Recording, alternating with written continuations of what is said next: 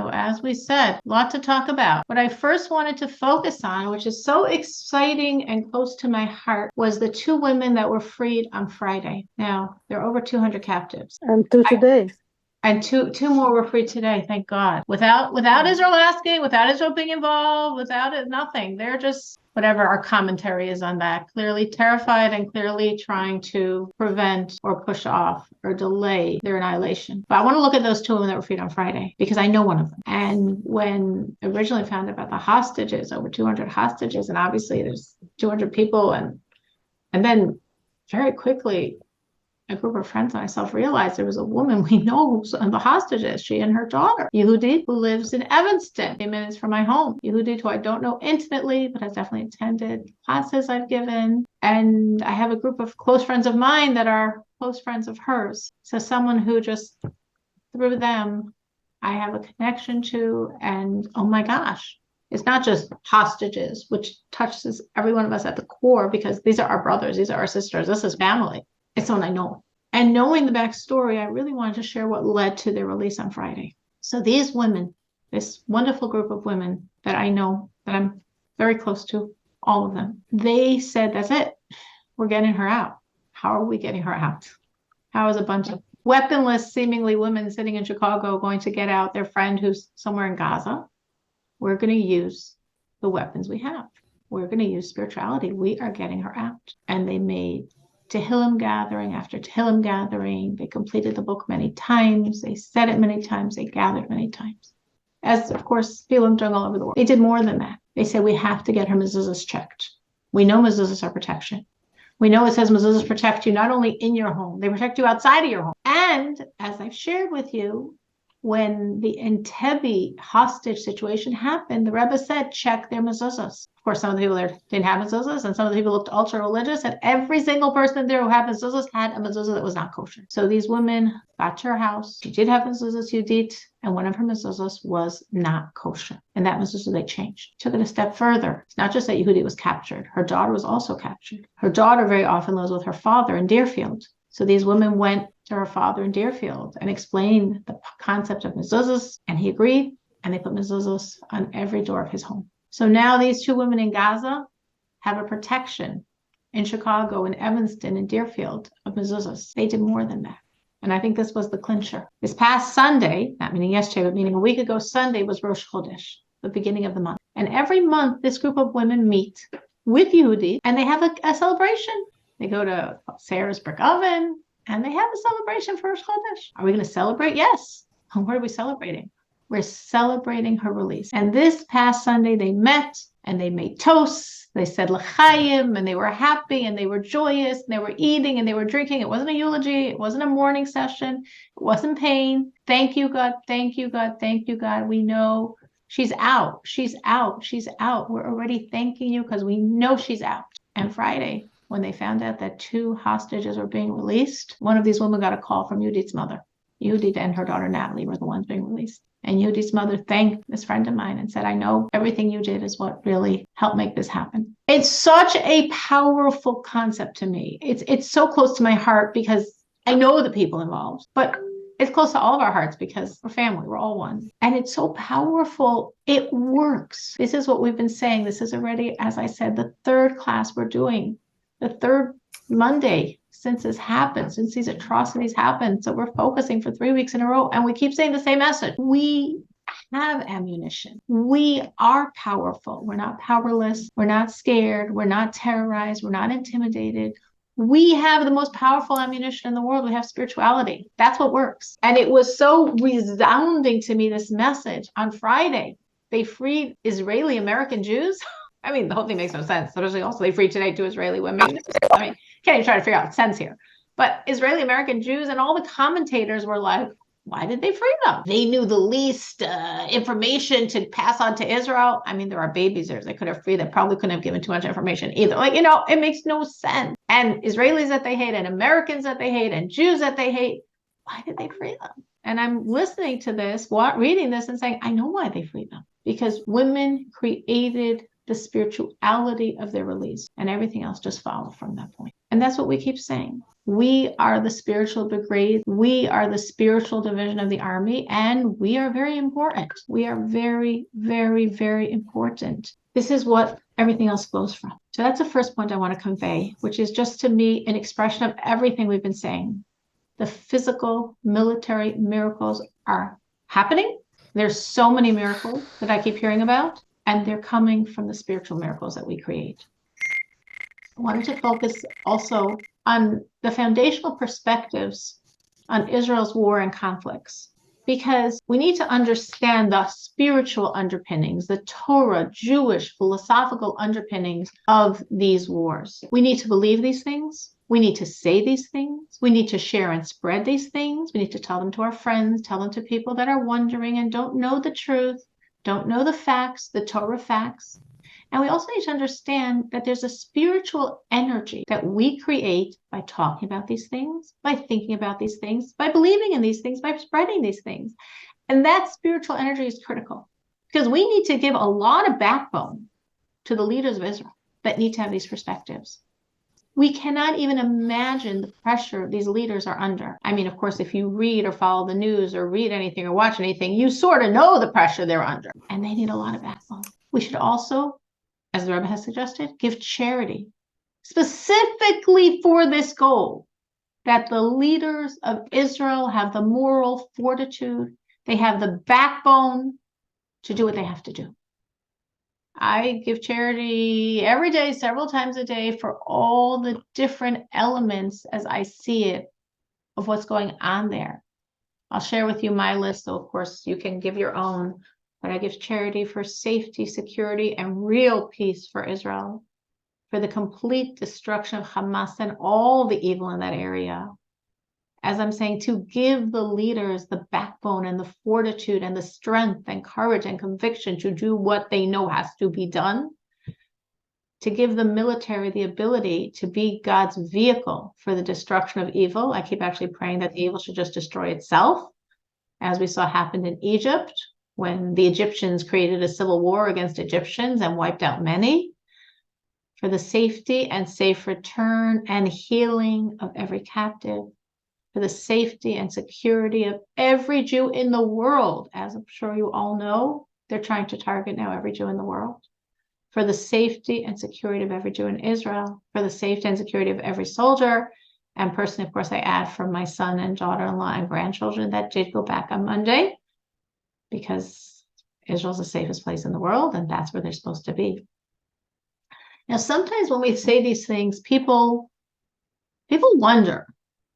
They might express their question, they might not express the question, but basically, how can we still say and believe all this? After everything that happened, I'm still saying Israel's the safest place in the world. So there's many answers to that question. I want to share two parables from the Lubavitcher Rebbe that I think are very poignant and relevant. He did not create them in connection with the situation in Israel, but I think they're applicable, and I think you might find them applicable to other aspects of your life, as I think about them sometimes in terms of aspects of my own life. One of the parables, if we could envision somebody walking into a room and they see someone on a table, and all around them people with scalpels and knives and scary looking equipment literally cutting up this person. And the person runs out screaming in the hall, murderers, murderers. I mean, well, what are you doing? How are you letting this person be literally cut up alive? And then someone says, it's called an operation. And these are called doctors. And they're doing it to save his life. Now, when doctors give an operation to save someone's life, they have no guarantee. They don't know if the operation is going to be successful. And if it is successful, they still don't know how many more years of life the person will have or how much health the person will have during those years. But still, we trust the doctors. We let them create a lot of pain because we're hoping in the great benefit for this pain. That's a parable. When God's doing what he's doing, we don't have to hope. We don't have to have faith. When God's doing it, there is great benefit from the pain. That's one parable. Second parable, which for some reason reaches me more, I don't know why. For some reason, this parable I've thought of many times in my own life, is envisioning if you were walking in a building, a mansion, a palace, 1,000 rooms, and you walk into room after room. And in each room, there's such beauty, there's such order. There's such harmony and balance. You see the hand of the master designer and planner in every single room. And then you walk into a room and it's a mess. It's in shambles. It's in disarray. Nothing makes sense. Nothing's balanced. Nothing's in harmony. It looks catastrophic. Well, what do you think? That the planner skipped this room? You might wonder at first, but then you're like, no way. Because the rooms on the floor above and on the floor below and on both sides of this room, every other room in this whole building, I see this amazingly gifted planner, designer, executioner of such beauty, of such balance and harmony and order. This room couldn't have been skipped and forgotten. It's also part of it. I just don't understand it yet. I don't see it yet manifest. The Rebbe says we live in a world of such order and balance, of perfection in so many fields: physics, chemistry, astronomy. People see the order, recognize the order. You don't have to be a Jew. You don't have to start off as a believer to see the plan embedded in every atom of our world. So when you look at the world, again, even with very ignorant eyes, you can see a plan, you can see a purpose, you can see a God directing every room, including the one that seems to be in disarray. And that, of course, is the room we're all staring at right now. We need to sometimes just refocus. There are 1,000 other rooms where we see God's hands cosmically, and also personally. Every one of us in our own lives also has the rooms, the situations, the details where God's hand is so manifest. Sometimes we need to look straight at what makes no sense and say, so too here. So too here is the same planner, the same designer, the same hand of God. And sometimes with everything going on in the world, we need to take this vision and just use it as a prism for what we're looking at. And sometimes you could use this for your own life, and it gives me a lot of perspective when I think of it that way. But what are the Torah foundations for the wars in Israel? And when I say wars, I mean all the wars, all the conflicts. This is one, and it comes, the more you know Israel history, you know it's come from a long line of, unfortunately, very similar situations. So the first perspective, the first foundational concept of Torah, we own the land of Israel because God gave it to us. The land of Israel belongs to the Jewish people, not because of a UN charter, not because of wars that were fought and won or lost, because God gave us this land. And the only way to have real and lasting peace in this region is to believe, know, and state firmly this foundation. If we look at the very first Torah portion, Gracious, Genesis, which was the Torah portion read in Israel on the day of the Holocaust, of the atrocities, it was a Torah portion of Simchat Torah. First Torah portion, Gracious, Genesis. In the beginning, speaking of creation, heaven and earth. And Rashi, the classical commentator, quoting our sages, says, what's going on? Torah is not a history book.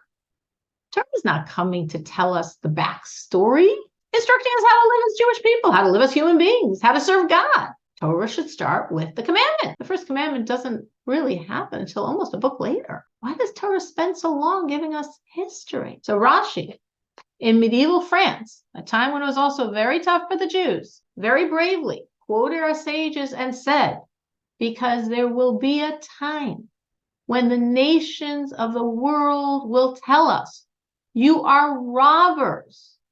You are colonizers. You took the land of the 7 nations. And we will respond. God created the world. God gave this land to the Jewish people. At a certain time, he let the 7 nations live there.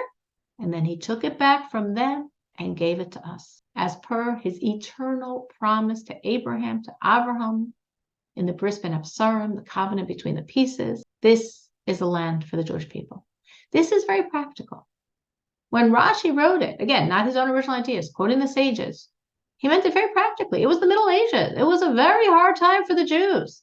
He could have easily gotten his whole work burnt, but he wrote it anyway, because we need to know this information. And the leaders of Israel need to understand this. They need to believe it. And we need to repeat it and repeat it and repeat it for its energy to get into the world. Our mandate doesn't come from the UN. Our deed is the Torah, the Bible, the Old Testament. That was the Torah portion of Bereshit, of Genesis, on the day when this happened. This past week, of course, was the portion of Noah, the great flood, which was very interesting because the word Hamas is written there many times, saying that the world is full of Hamas and the world has to be washed clean of Hamas, which we translate as violence. Rashi says it's thievery, robbery, and very interestingly, Onkelos, the first translator of the Torah, so to speak, in a religious way, who translated it to Aramaic, he translates Hamas as kidnappers. So this is Hamas, all the way back to Parshas Noach. Violence, thievery, kidnappers. It's as ancient as the Torah. And we're told God washes away all the Hamas. And this week, that was Shabbos, this week, we're in the portion of Lech Lecha, where God promises Abraham the land of Israel to his children, to us, to every single Jew, forever. So that's our deed on the land. And it's very, very, very important to know that. Second major point, Jewish law.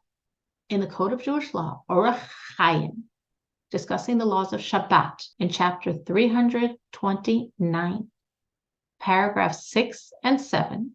I don't think you're going to look this up, but you could. I'm telling you exactly the source. The laws of Shabbat, chapter 329, paragraphs 6 and 7. The rabbis are discussing, what do you do if it's Shabbat and people are coming to you aggressively? And their basic message is, when lives are at stake, there is no other consideration. So if people come on Shabbat and they come to a settlement, a city of Jews, and they demand money, can we desecrate the Shabbat to fight them? No, the sages say. You cannot desecrate the Shabbat to save your money. They can take your money. You are not allowed to desecrate the Shabbat. You are not allowed to fight them. But what if they come not for money? They come to kill you. Or we don't know why they're coming, but they're coming. We see these aggressors are coming. We must desecrate the Shabbat to protect ourselves. We're supposed to go out with weapons. But then the rabbis give a third situation. What if it's a border city and people are coming? They're not coming for your lives. They're coming for a very small change financially. They want straw and hay. Straw and hay was not very valuable. They're coming not for lives. They're coming for straw and hay on Shabbat. What do? We're told, go in and desecrate the Shabbat and fight them. They're only after money. They're after actually small money. But we have to desecrate the Shabbat because it's a border city. We don't want to make the entire country vulnerable.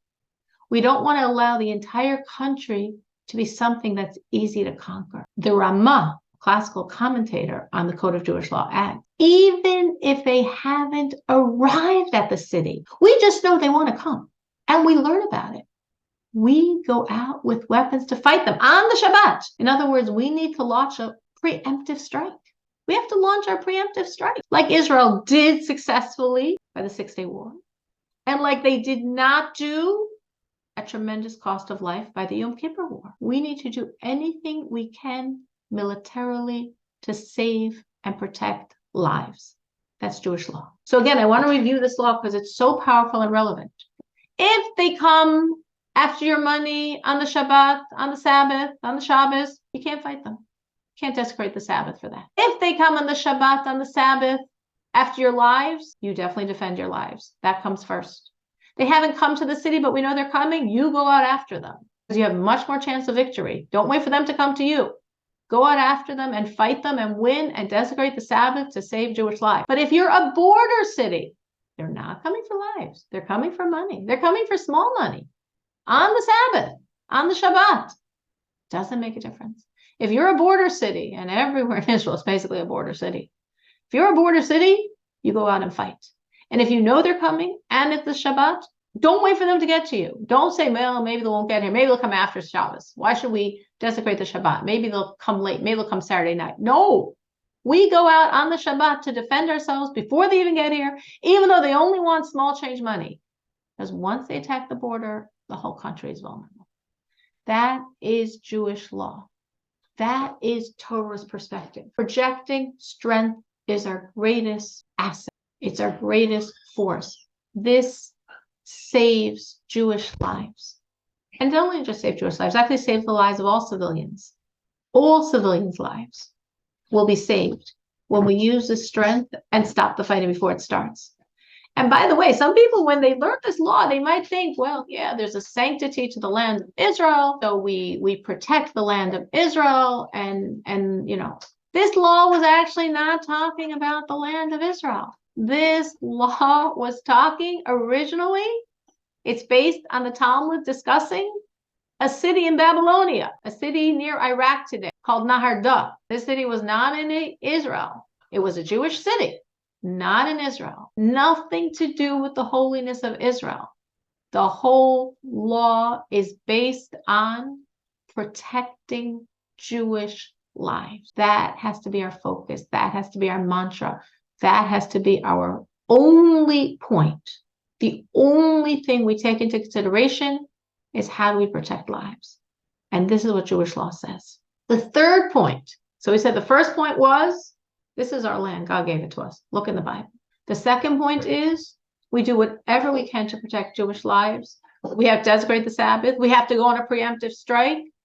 If Jewish lives are at stake, nothing else matters. The third point, and this is a point the Lubavitcher Rebbe screamed and cried and screamed about over all the years and conflicts in Israel, is finish the job. So many times in all these past years, with all the conflicts Israel had, God gave us unbelievable victories. And then Israel sort of stalled, halted, didn't finish off the job because they listened to what Washington was telling them. They listened to what the world was telling them. And they would say, ignore Washington. They don't mean it. They want you to destroy this Arab terror power. They also, for their benefit, need this Arab terror power destroyed. Don't think of politics. Don't let wars be run by politicians. Let wars be run by the military. Military will fight until the end, until the complete victory, because if you don't fight until the end, and if you don't have a complete victory, you don't really have a victory. It just comes back a few years later. And that's what's happened again and again and again. We've had amazing victories, miracles. We're so proud and love and care for and have such awe of all of the holy soldiers of the IDF, but we don't give them credit. We give God credit. God has protected us again and again. God has done overt, miraculous intervention, protecting our efforts, blessing our efforts, but we need to make our efforts, and we have to focus on the military and protect lives and not worry about politics, as well as everything else in the spiritual arsenal that we've discussed. Unity, which is unbelievable today, trust, as I was discussing in the beginning, and the tefillin, the phylacteries, that of course the Rebbe began before the 6-day war and created the victory then. Torah study by the children, which was the Rebbe's main focal point during the Yom Kippur War, letters in the Torah scroll, which was in the Lebanon War, all the additions we are all doing. That's our spiritual arsenal, but we have to fight till the ultimate victory. We cannot be worried about world opinion. That's how we ensure Jewish lives are safe and secure. And many times the Rebbe gave this message to Israel, and unfortunately, many times Israel didn't listen. During the Yom Kippur War, of course, the Yom Kippur War broke out in 1973. And of course, they thought they were slaughtering us from the north, right? Syria, from the south, Egypt. They were going to go like this in this, so to speak, surprise attack that, of course, Israel knew was coming and ignored for political reasons at a tremendous cost. And then God made a miracle. And after they invaded and did so much damage, both groups sort of stopped to regroup because they really thought they had us. And that gave us the ability to fight back. And very quickly, less than 2 weeks later, Israel's already pushing back. And already Israel crossed the Suez Canal. And it was the night of Simchat Torah. And two very, very high dignitaries from Israel came to 770, to the Rebbe. By them, of course, it already was not the holiday. By us, it still was. They came to join the Kafot, the beautiful celebratory dancing that was supposed to happen then. And when they entered the room of 770, it was full of thousands and thousands and thousands and thousands of people all waiting for the dance that was about to start. The Rebbe did not start the dancing. The Rebbe called over those men to come to him. And for an hour, The entire room is quiet and trying to hear what the Rebbe is saying. For an hour, the Rebbe is begging with them, arguing with them, convincing them. Forget about going more south into Egypt. It's not going to make a difference. You're not going to get Egypt. Go north. Go to Syria. Conquer Damascus. The Rebbe said Damascus is the symbol of Arab power. Okay, you're going to give it back. But as long as you conquered, even for a while, you're going to break that Arab power. Reshape the boundaries. Don't go back to the boundaries before the Yom Kippur War. What was the point? Create new boundaries to give Israel more land, to give Israel more security, to give Israel more protection. And they said, we're scared. Syria is aligned with Russia. Then Russia will get in the war. And America is telling us not to. I said, America wants you to. And Russia's not going to go into the war. Russia's just posturing. Russia's not going to join the war.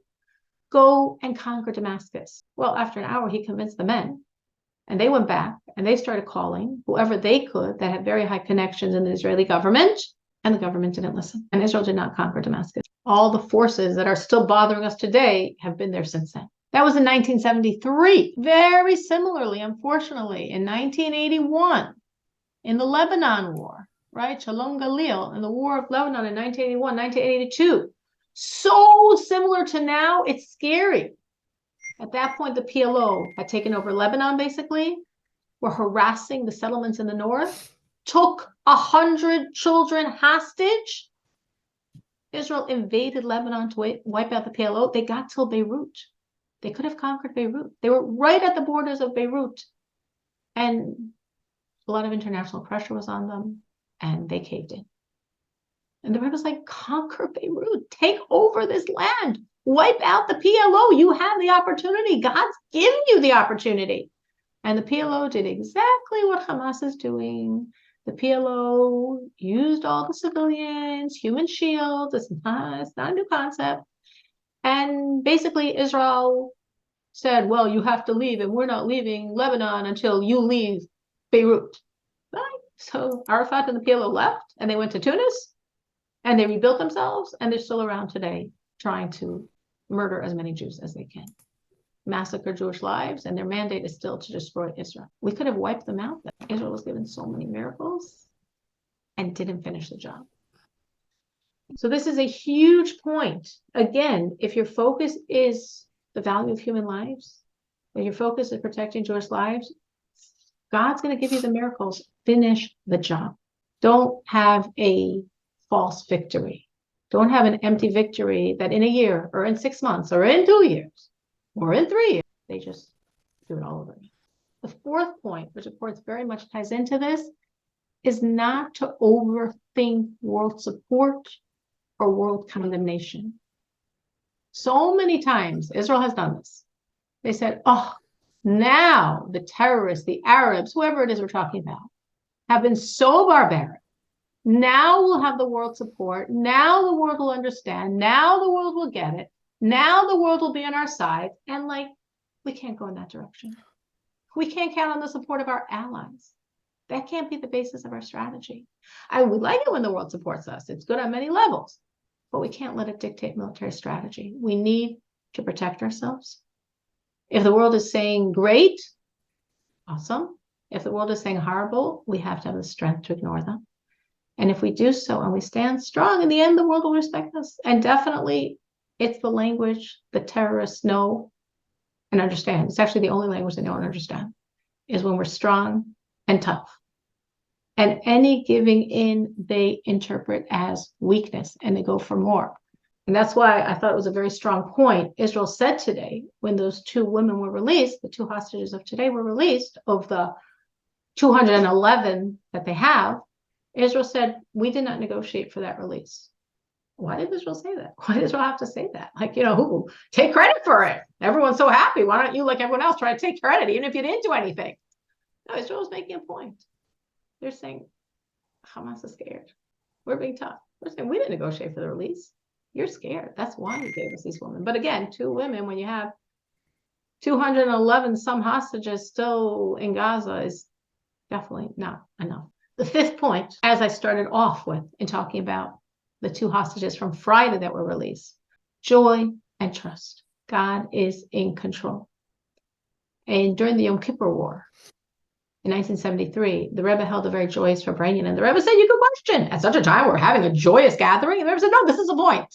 This is our arsenal. And as I mentioned before, and there's so many miracles I'm hearing about, when I was on Simchas Torah in New York, surrounded by Israelis whose families live in those areas, whose sons and husbands and fathers are fighting in the war, are the soldiers that were already there. All of us do one thing. We have to have more joy than ever before, more dancing than ever before, more singing than ever before. That's our power. And as we were doing that, as we were that day dancing and singing, and the next day dancing and singing, that whole Saturday, that whole Sunday, the whole time I was trying to push people to dance and sing and dance and sing and dance and sing. This is our power. We are going to change reality. And of course, you sort of wonder, did we? And so many miracles have come out.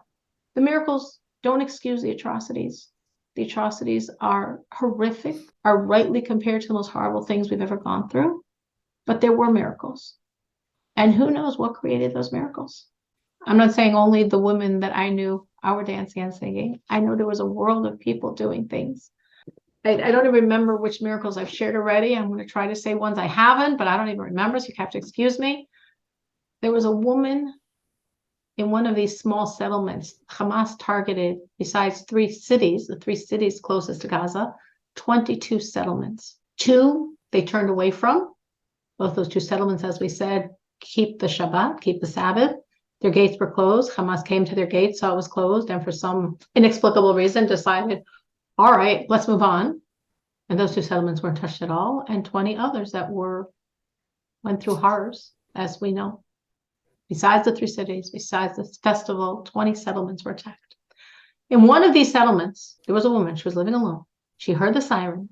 She went into her bomb shelter. She was in her bomb shelter for 48 hours. 12 Arab terrorists took over her house. They made her house the center from which they were attacking the whole settlement.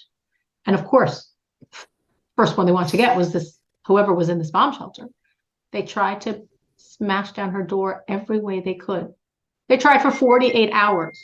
It's a door. It's a door. And for 48 hours, 12 terrorists are trying. They could not break down that door. There's also a type of window. They tried to get in that way. God didn't let. Doesn't make sense. They couldn't get through this brick window. They couldn't break down her door in 48 hours of trying.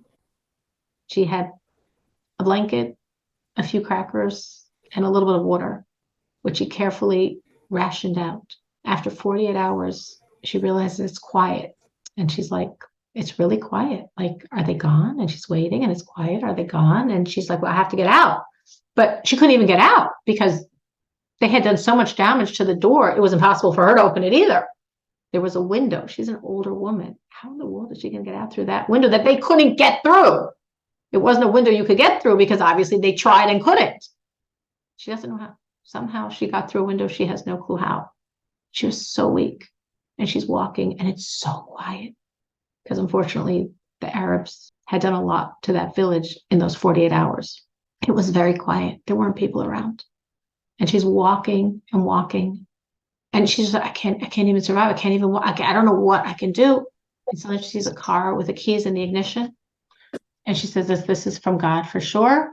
She goes into the car and she starts driving. She drives to the gates of the settlement where there's Israeli soldiers. They were like, oh my gosh, we didn't know anyone was alive.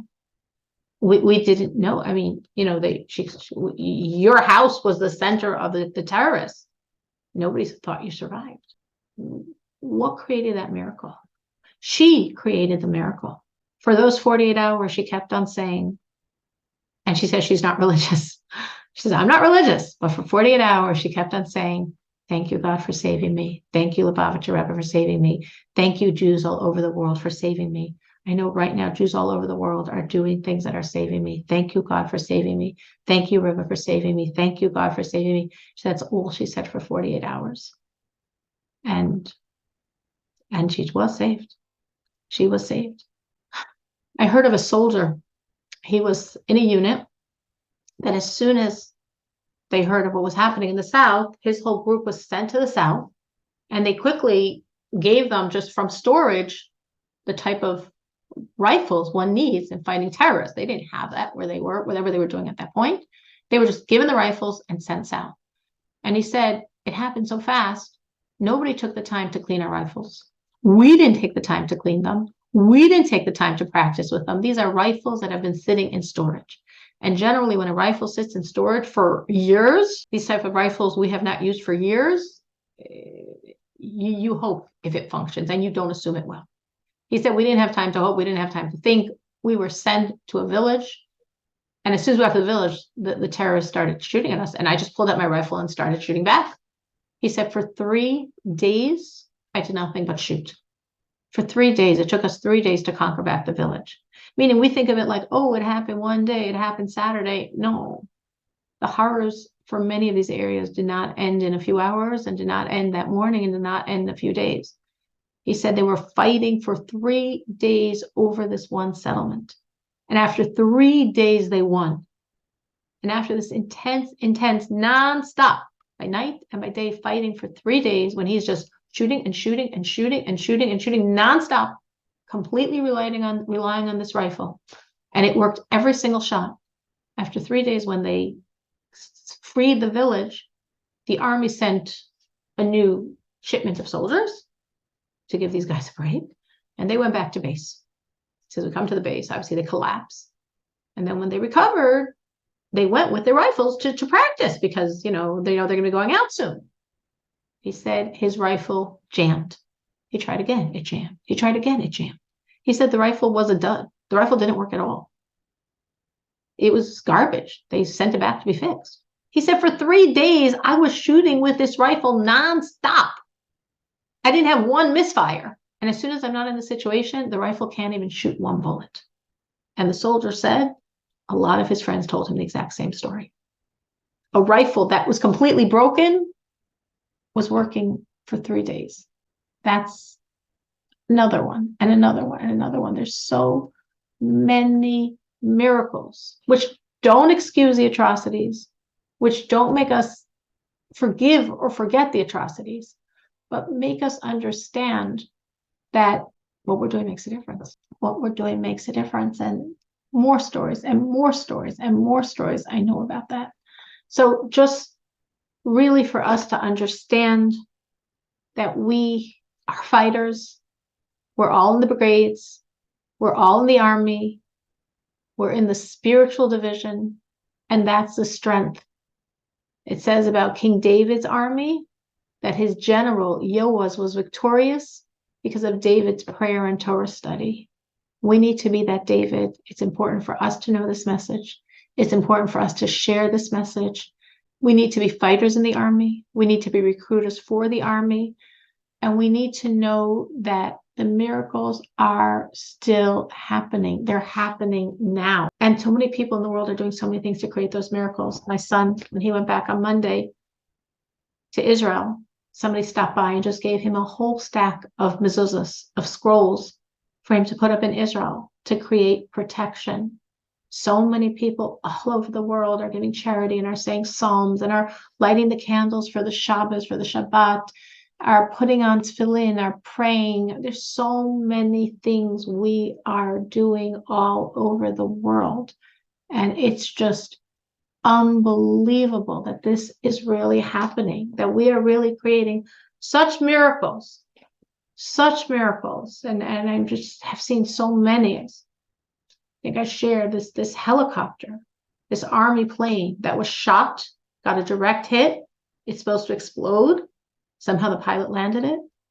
And somehow every single person got out before the plane went into flames. You see the picture. You can see the pictures of the plane. And it's unbelievable to think anyone survived there. And there were 50 soldiers that survived. What enabled those 50 soldiers to survive? Everything we're doing. We don't know what we're doing is going where, but we know God is taking everything we're doing, every addition in prayer, every psalm, every charity, every good deed, any improvement in Shabbos, in kosher, in interpersonal kindness and compassion and love and not gossiping and anything we're doing specifically to destroy the enemy, to save Jewish lives, God's taking it, God's using it, and it's happening. It's really happening. In Tanya, there's a very powerful concept that I keep thinking about. I kept thinking about this whole week, that you can take any commandment you do and tell God, I don't want this commandment to be for me. I want this commandment to be for the Jewish people. And I keep thinking about it. And I've written down various commandments that as I do them, I tell God, this is not for me. This is for the Jewish people. I have no more claim on this commandment than anyone else of the 15 million Jews that are going to benefit. And literally 15 million plus Jews will benefit from every single commandment that I do, that I gift to them. Every one of us can do that. It's so powerful when you do that, because you think, wow, there's so many Jews in the world that don't know about or aren't doing or aren't capable of doing whatever. But you're doing it and you're gifting it to them. And every Jew in the world is benefiting from that. Very, very powerful concept that's really given me a lot of strength over these weeks. And again, when we know and we think the land of Israel is ours because God gave it to us, and Jewish law says we do anything to save lives, and we fight until we're done, and we know the victories are God's, and we don't worry about world's opinion when we believe these concepts and we say these concepts and we share these concepts. This will give the politicians who are also giving charity for that they should have the backbone for this. This will give them the strength. And sometimes, you could say, but how can they possibly have the strength? There's so much pressure on them. Then we have to remember that the hearts of kings and officers are in the hands of God. That's a version of a verse of Mishlei. It's also perhaps from the Slichos prayers that we say Wednesday of the 10 days of repentance. Lev melachim v'sarim b'yad Hashem. The hearts of kings and officers are in the hands of God. If we put it out there enough, the hearts of kings will be exactly as we're asking for. So thank you so much for listening again, for absorbing the message, for sharing the message, for being in the spiritual brigades, for recruiting others to the spiritual brigades. And we saw a lot of miracles this week, and it's totally, totally, totally not enough. And God willing, we should see complete victory. Would anyone like to share what they've done this week, or things they've heard, or what they've added, or how they've spoken to people? Anyone have something they would like to add?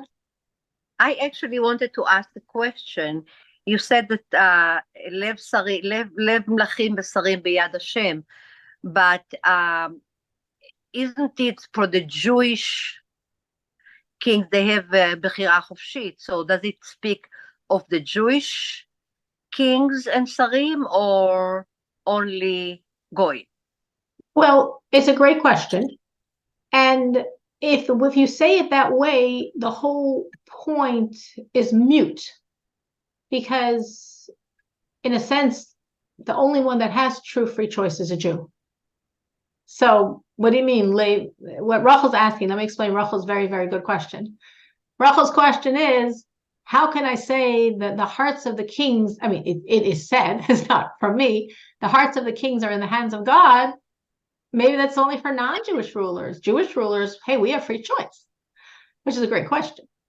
But following her very question, since only Jews truly have free choice, non-Jews basically have compelled choice, then what's the point of the verse?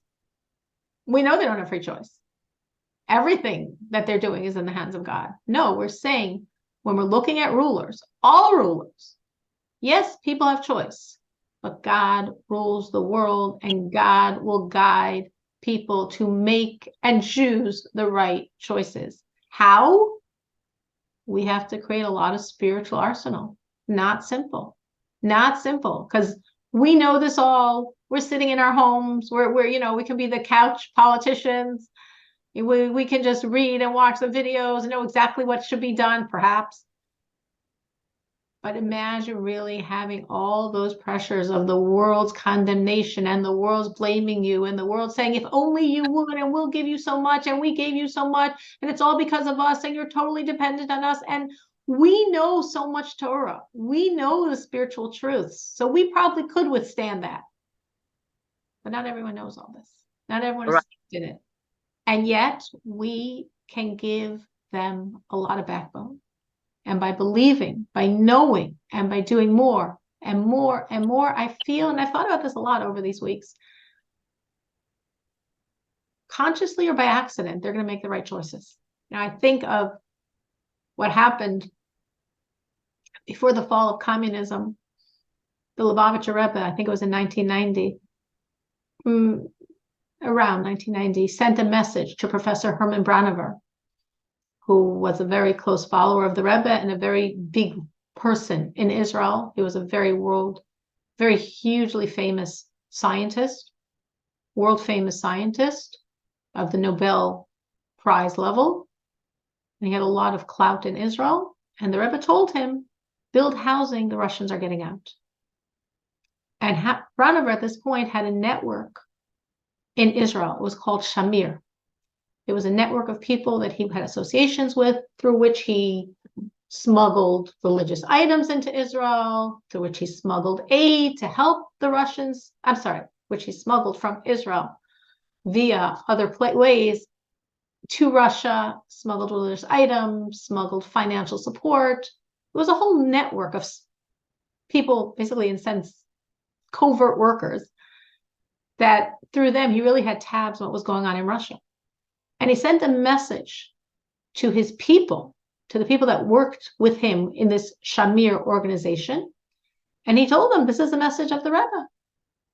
And they said, impossible. They said, a new leader, Gorbachev, just took power. And Gorbachev said, he's a hardliner. That's the message he's giving the world.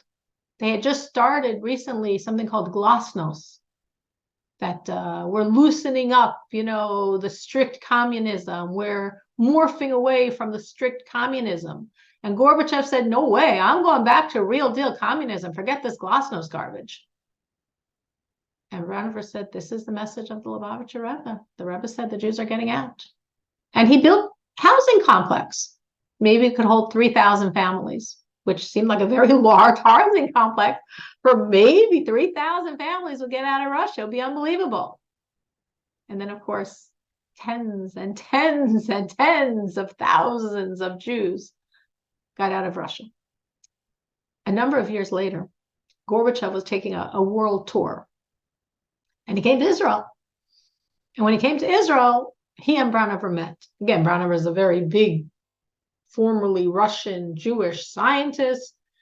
So he met with Gorbachev, and he told Gorbachev this whole story. He told him the whole story I just told you. And Gorbachev said, they were right. I had no intention of dismantling communism. I did take over thinking we were going to go back to hard line, real, traditional communist values and power and dictatorship. Somehow, I don't know, somehow it didn't work out that way. There's a God. People can willingly or people can accidentally, trip into amazingly correct decisions, fame and glory and world saviors without even meaning it. There's a God that runs the world. And we have to do our part to partner with God to make those miracles, including the miracles of helping people make the right choices consciously or accidentally. Anyone else? Anybody else would like to share things they've done this week or thoughts they've had? Yes, we had another beautiful Shabbat dinner with family, and we were singing many songs. Then Sunday we went to Wisconsin to celebrate my granddaughter's birthday, and my son, he's the only one who has tefillin, and he was very serious about it. So all the Jewish men who were there, they had kippah on, and all of them put tefillin. And my nephew, did it first time because he's 13 years old, and it was very special. So we were crying. Wow. Yes, and my son put Shabbat lamp. Finally, I gave it to him like 2-3 years ago as a gift. So finally he installed it. So yeah, You it do was not know. The Rebbe says when people put on the tefillin, they are literally protecting. At that moment, there's a Jew in Israel being protected. There's so many miracle stories happened this week. There was this Jewish soldier who said that he and his men were going on some type of mission. I don't remember the details. I don't remember if he told the details. And their Jeep went over a mine and exploded and hit him directly. The shrapnel hit him directly. And he was showing, he was holding to his heart a Tehillim, a psalm book. And he shows how the book got completely singed. And he somehow, don't tell me how a book can stop a mine shrapnel. He somehow walked away literally untouched. You don't know. You don't know whose life was saved, who was protected, what evil was found. And another crazy story I heard this week, a whole long story, has to do with the tzitzit. And in that merit, how a terrorist that was hiding at an army base was found. You don't know. But trust me, those tefillin, no doubt, saving lives in Israel as they were being laid. That is the most unbelievable gift you could give to the Jewish people, is doing exactly what you did. It's unbelievable. Unbelievable. I know they have hundreds of tefillin they're sending to the soldiers. There's so many soldiers that are asking for kippot and for tzitzit and for tefillin. And it's unbelievable that these soldiers that coming from backgrounds, some of them very, very foreign from this, but they're saying this, we understand the power. We understand the need. We understand that this will protect us. This will protect our lives. Anyone else? Anyone else have something they'd like to add?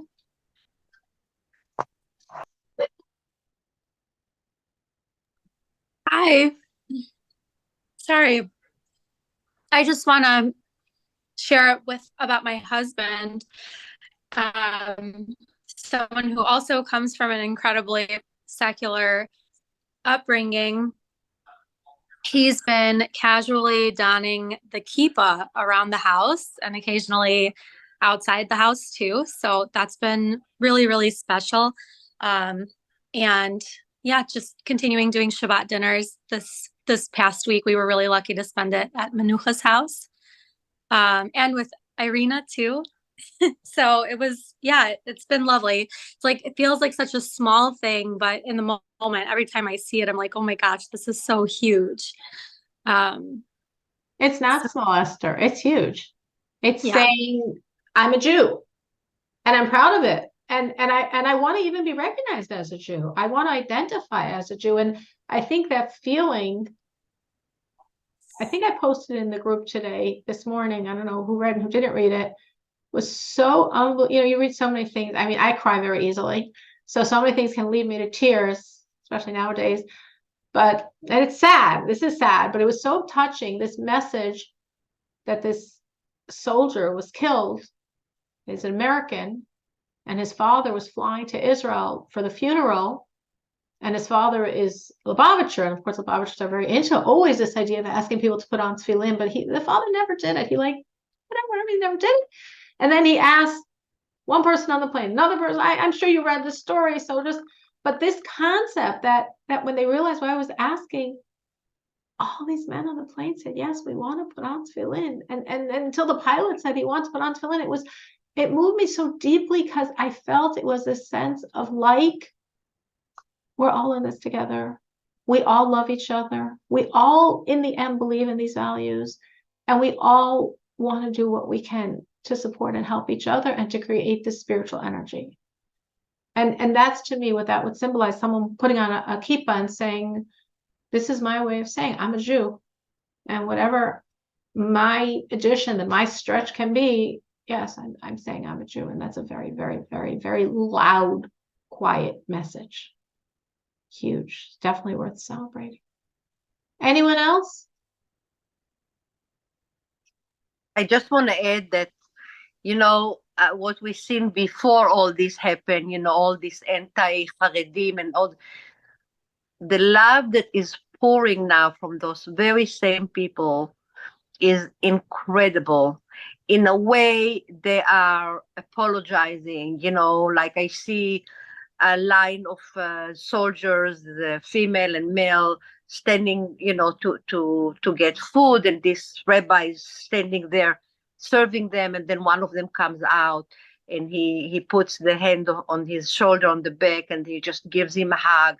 Then he goes to another guy and just gives him a hug, and you just see that and what they saw with Zaka, and that they were the first responders to go and take all these bodies and everything. You just see the love. I mean, complete opposite of what we saw 3 weeks ago. It's really, I mean, we are so united. We are everywhere, right, left, Haredi, no, everything. It's just like, I mean, I cry almost 3 times a day just to watch these things. And I think God does too. Yeah. I think when God looks at that room in disarray, and which we're not excusing and we're not justifying and we're not accepting, but I think when God sees that love, I think he's also crying. I told my husband yesterday when I was watching, I said, how does God is just like completely in love with us now? He should really be completely in love with what he sees. I think he is. I think he is, because I think the same way we're moved to tears when we see that love. And I move to tears also so many times a day seeing that love. How much more is God? Because these are my sisters. These are my brothers. These are his children. I think he is. And that's why we are very confident in seeing love like we've never seen before, unity like we've never seen before, miracles. I keep telling God, not like the 6 Day War, not like Entebbe, bigger. This deserves much, much, much, much, much more. Yeah.